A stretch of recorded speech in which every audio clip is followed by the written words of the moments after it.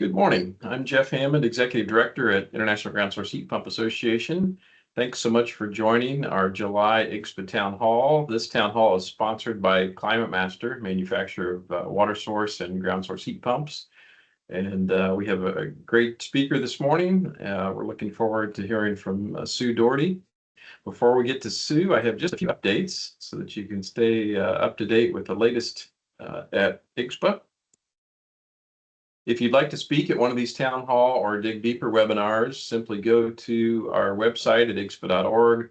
You'll find a training and events calendar button right there on the home page. If you go there, there's an abstract form and you'll be able to fill out that form. So we do still have spaces open for the rest of the year, and there are a lot of great topics that we could talk about. So feel free to fill out that form.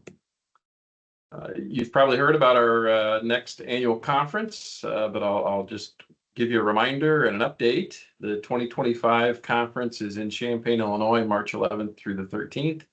So we moved back just a few months. We were in December previously, and now we've moved this back to March of 2025 for a spring conference. All the details are on the website. You'll notice that our hotel room block is already filling up. If you'd like to have a room at the conference center, you'll want to make your room reservations fairly quickly. Almost half of those are already filled. Now, there are other hotels in the area, but it's pretty handy just to walk from your room over to the convention center. We are already accepting abstracts for workshop speakers through November. And we also have special pricing on registration through January 31st. You'll also see sponsorship and exhibit opportunities available on the website. We'll have advertising opportunities here pretty soon in the next month or so. We appreciate our sponsors. We certainly could not do the conference without our sponsors. As you can see, we already have a number of sponsors in several categories here. If you're interested, all that information again is on the website. Likewise, the exhibit hall is filling up quickly. So if you're looking for a booth to showcase your product and services, you'll want to take a look at the map on the website and see which one might make the most sense. At the end of this month, you'll see our next issue of Geo Outlook. Right now, we're twice per year, hoping to go to quarterly here very soon. But this July edition has a lot of really good articles, and I think you'll enjoy it. On the cover here, you can see is the Epic Systems in Verona, Wisconsin, which is a huge ground source system with many different types of heat exchangers. If you're interested in writing an article for Geo Outlook, we are accepting articles for the January edition. We have January and July right now, and as I mentioned, hopefully issues more often coming soon. Also, if you're looking at advertising, this publication is in partnership with BNP Media. You may be familiar with the ACHR News and Engineered Systems, the Driller, and so forth. So it has an audience of more than 50,000 people in cooperation with BNP Media and the IGSHPA database.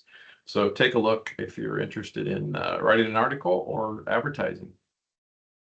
Our new membership program that started at the beginning of the year has a lot of different levels. If you haven't checked this out, you'll want to take a look.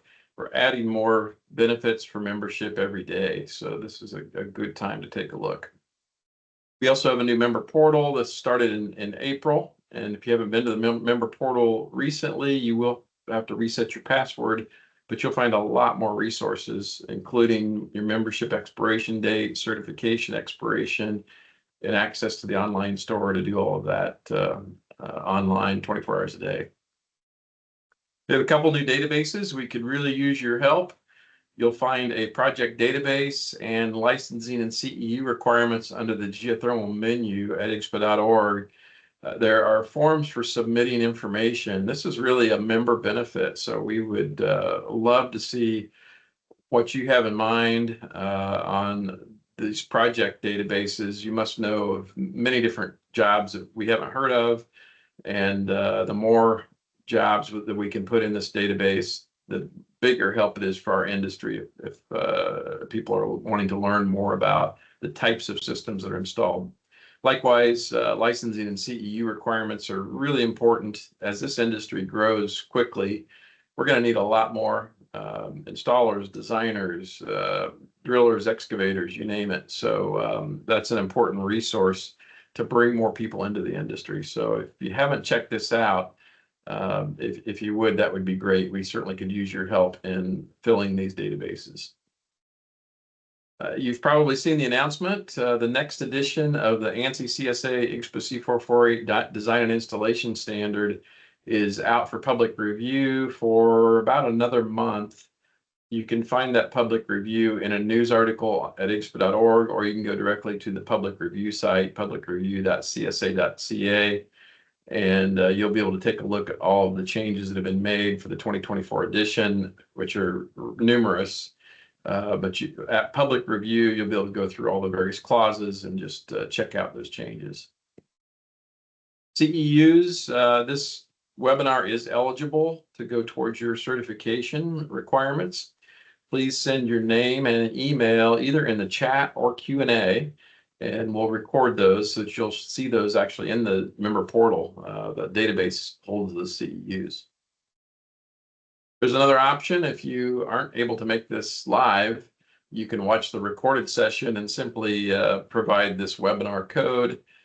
This is not necessary for those of you attending live, but if you're watching this as a recording, you'll need this code along with your name and email when you send in the request for CEUs.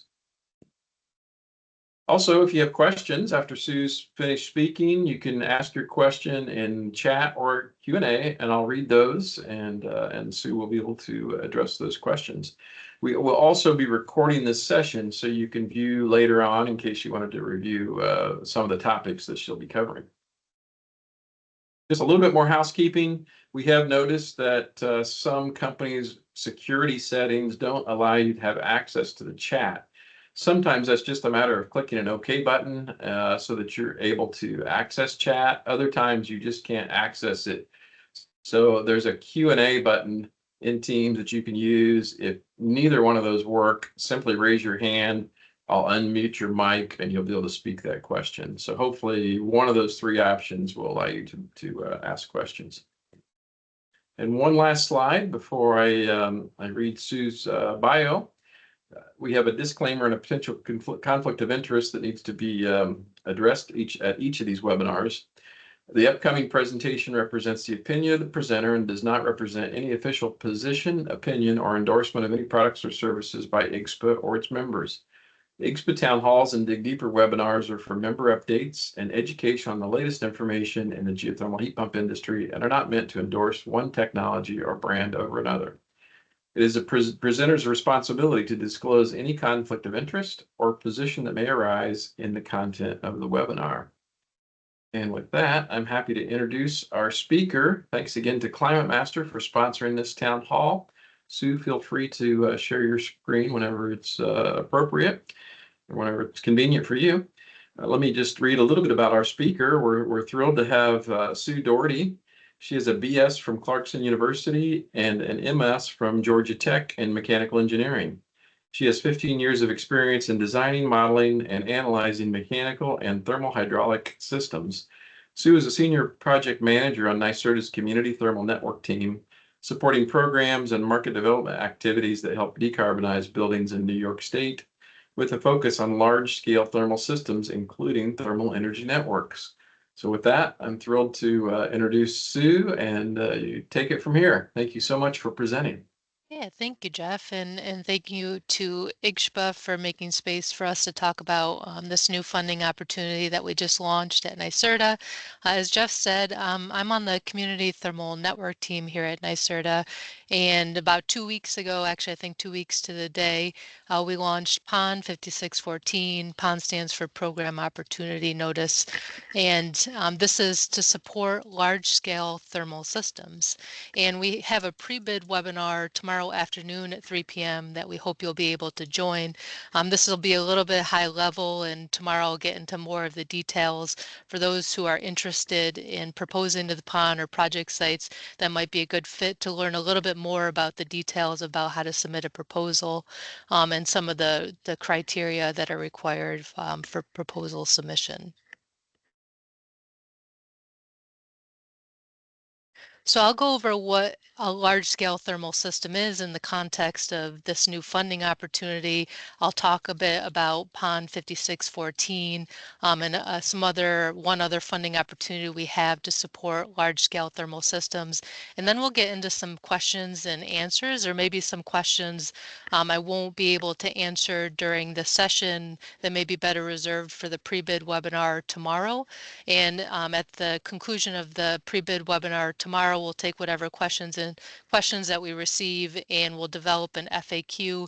And both the recorded webinar from tomorrow's session and the FAQ will be posted on our website. And we can put a link in the chat to the large scale thermal website where all of those resources will live. So what is a large-scale thermal system?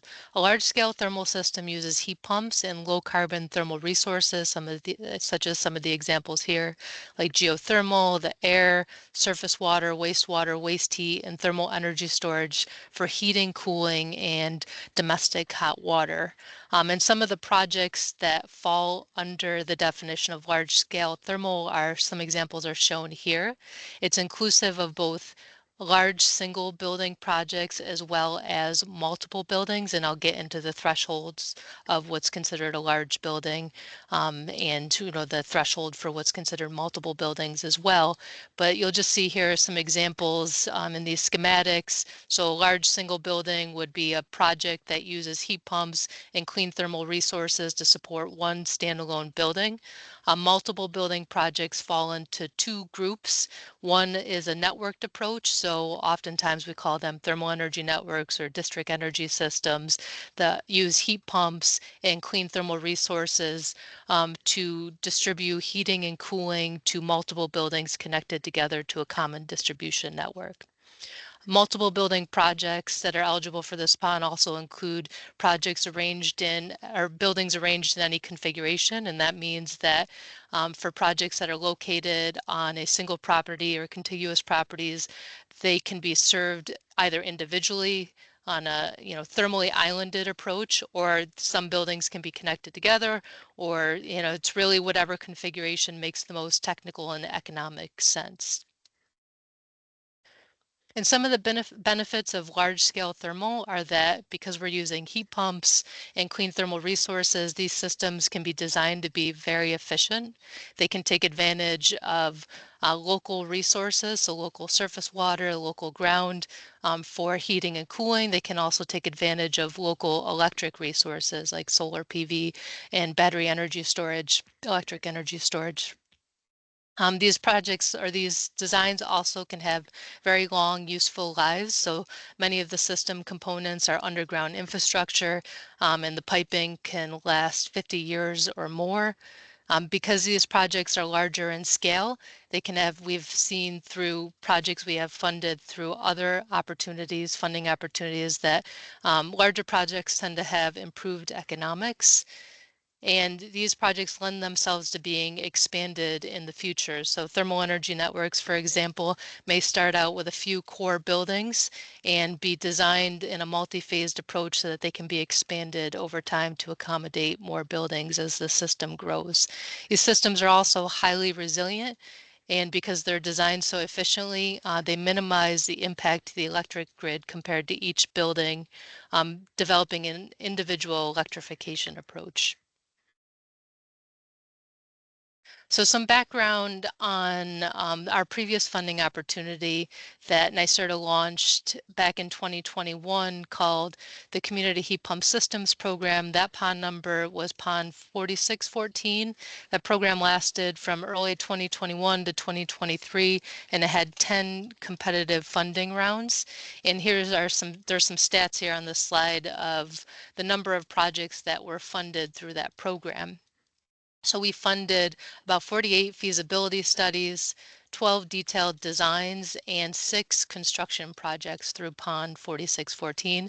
That program is now closed, but you can find fact sheets for the projects that were awarded through that program on our large-scale thermal website. And the link here is here, and I think Jeff and the IGSHPA team will be making these slides available, so you'll be able to get to the location where all these fact sheets and the final reports as they get published will also be located on this website. So the large-scale thermal program is the successor to PON 4614. We are very well subscribed to PON 4614. As I mentioned, we had about 48 feasibility studies that were funded through that program. And we are hoping to continue to develop the pipeline of design projects through PON 5614. So through this new funding opportunity, we'll be funding design projects that represent highly replicable large-scale thermal systems that greatly reduce greenhouse gases from heating, cooling, and hot water. And these are some attributes or characteristics of projects that we intend to fund through PON 5614. As I mentioned on the benefits slide earlier, we anticipate these projects to be highly efficient. We want them to minimize energy use and maximize energy recovery to the greatest extent possible. We want them to be highly resilient designs that reduce the impacts of future flooding and extreme heat events on heat waves, and they must present projects with clear ownership models and economics. So both the capital costs, lifetime costs, and the cost to consumers who will eventually be receiving thermal energy from these large-scale thermal systems. One of the categories of projects that we have a preference for are projects that are located in a disadvantaged community or that serve low-income housing. So disadvantaged communities are a geographical designation. You can find a link to disadvantaged communities, the disadvantaged communities map right inside the pond that's available on the NYSERDA website to figure out where each of those locations are. You can plug an address into that DAC map and find out if a particular building or set of building falls within a DAC. And the other category that I just mentioned, low income housing, the definition for that is provided here on the bottom of the slide. And low income housing is housing where the total household income is 60% or less of the state median income. And there are several ways to demonstrate that, several proxy documents that can be included with a proposal to demonstrate that the housing included as part of the project qualifies as low-income housing. These are just some examples of projects we've seen in the past that have been funded as thermal energy networks, or the type of applicants that we expect to see, either a single building or multiple building through PON 5614. We have funded in the past a lot of thermal energy networks for colleges and universities, medical campuses, large multifamily building complexes, commercial buildings, as well as projects that address multiple buildings within a community, or multi-owner nodes that address multiple buildings within a town or city. As I mentioned before, these are the thresholds for what's considered a single building or a multiple building for PON 5614. So a single building must be at least 150,000 square feet of conditioned space or more, and a multiple building project must be at least 2 buildings, and in aggregate, the total conditioned space must be at least 250,000 square feet or more. And because some projects will consist of both existing buildings and new construction, we have a definition of what's considered existing or new construction for those types of scenarios, where if 50% or more of the conditioned space is new construction, then that project is considered a new construction project. If less than the 50% of the conditioned space is considered new construction, then that falls into the existing building category. And the reason for that definition is because we have different potential award levels for both existing buildings and new construction or retrofit projects. So projects that are existing building retrofits are eligible for up to 500,000 $500,000 award. Projects that are new construction are eligible for up to a $300,000 award. And there is a 50% cost share requirement. So proposer cost share must be at least 50% of the total project costs in order to be eligible for this pond. The total funding availability for this program is $10 million. That's currently what is being offered through Pond 5614 for the first 2 rounds. And I'll talk about the round due dates in a couple of slides. One of the prerequisites, among other requirements to propose to this pond, is a completed feasibility study. So feasibility study does not necessarily have to have been completed through Pond 5614, which was the Community Heat Pump Systems Program, or FlexTech. Those are both eligible funding avenues in order to complete a feasibility study. However, a feasibility study could be completed under any funding source, and as long as it meets the requirements that we have defined for this program, and those are provided in attachment C on our solicitation webpage, as long as it meets those requirements, then it will be eligible to satisfy the feasibility study requirement for Pond 5614. So as I mentioned, there are two due dates that are currently posted for 5614. The first round due date is September 26th at 3 p.m. and that is a hard deadline. So please have your proposal submitted by 3 p.m. Anything after that time will not be accepted. The next round due date for Pond 5614 is January 30th at 3 p.m. This is a competitive solicitation. And the proposals will be scored by an independent scoring committee, and that's how the projects will be selected. There's also another funding opportunity for projects that are still at the feasibility stage to receive 50% cost share to perform a feasibility study, either for a single building or multiple building large-scale thermal system. That program is called FlexTech, and that's Pond 4192. That's in an open enrollment program, so a proposer can apply at any time to seek funding support to perform a feasibility study, either to generally or to prepare for a proposal to Pond 5614.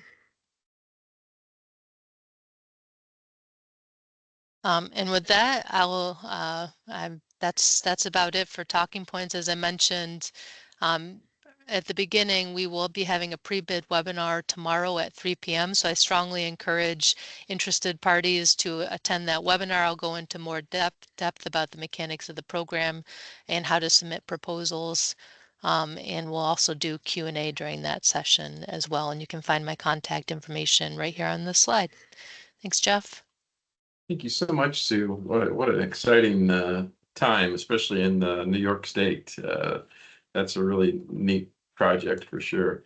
We do have a couple of questions already. The first one is from Scott. He's asking about availability of these slides.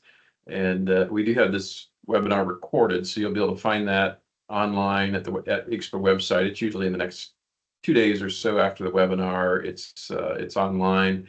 But also, if you'd like a copy of the slides, Sue said that those would be available. And just send an email to info@igshpa.org and we can get those slides to you. That's probably the easiest way for the slides.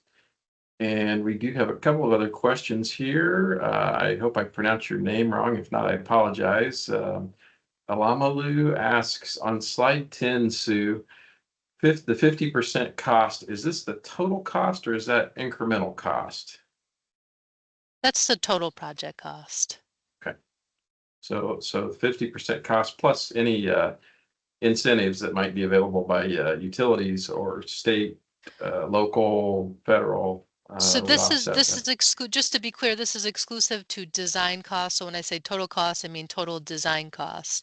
So we're just talking about the detailed design phase of the project and the costs that are incurred for that portion of the project. Thank you for that clarification. Paul has a question about 5614, that pond that you're mentioning specifically, and 4192. Do they apply to projects located on Long Island? So we do have funding support for projects throughout New York State. So for both projects that pay the system benefits charge and projects that do not. So projects that are located in Long Island would be eligible to proposed upon 5614. Then projects that are interested in proposing to FlexTech, or I'm sorry, interested in submitting an application to FlexTech will be evaluated on a case-by-case basis based on the amount of funding availability. Okay, that's great.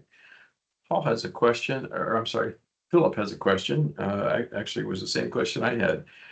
Would this be for nonprofits? In other words, if say a school wanted to apply, would they be eligible? Yes, yep. Okay, Schools will be eligible for this pond. that's great. That's great. You know, New York is really leading the way with decarbonization and especially ground source heat pumps. I'm not aware of other states that have an organization like NYSERDA. Would you be able just to give the audience a little bit of an overview of NYSERDA? Maybe it'll spread to the other states, we can hope. Sure. So NYSERDA, we do a lot. We really try to catalyze the market in a lot of different areas. What we're doing at NYSERDA with respect to large scale thermal fits into the broader scheme of the larger team that we're on called the Clean and Resilient Buildings team, where we work on developing the market for decarbonizing buildings in New York State. We also work on decarbonizing the electric grid and decarbonizing the transportation sector, as well as other sectors within New York State. So, I mean, we're really a big organization, and this is one piece of the puzzle that fits into the broader scheme of how we want to reduce carbon emissions in New York State. Very cool. Like I said, I wish that would spread to the rest of the country. Jackie has a comment and a question here. She says, I'm very excited to see how much New York State is charging into Geo. Feels like it's the start of an avalanche that's long overdue. So any comments on that? We hope so. We agree. Yeah, we hope that this program is very well subscribed and that we get a lot of great geothermal projects as well as other projects that are using clean thermal resources. Okay, very good. I don't see any other questions at the moment, but yeah, this is really great to showcase what's happening in New York and with NYSERDA.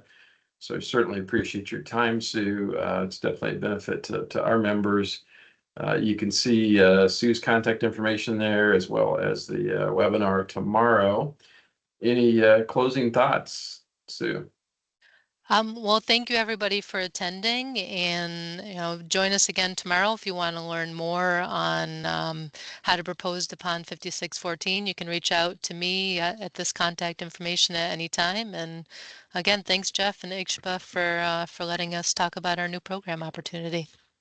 Great. Thank you, Sue. And thanks everyone for joining us. The recording will be available here in the next couple of days. Have a great rest of the day. See you later.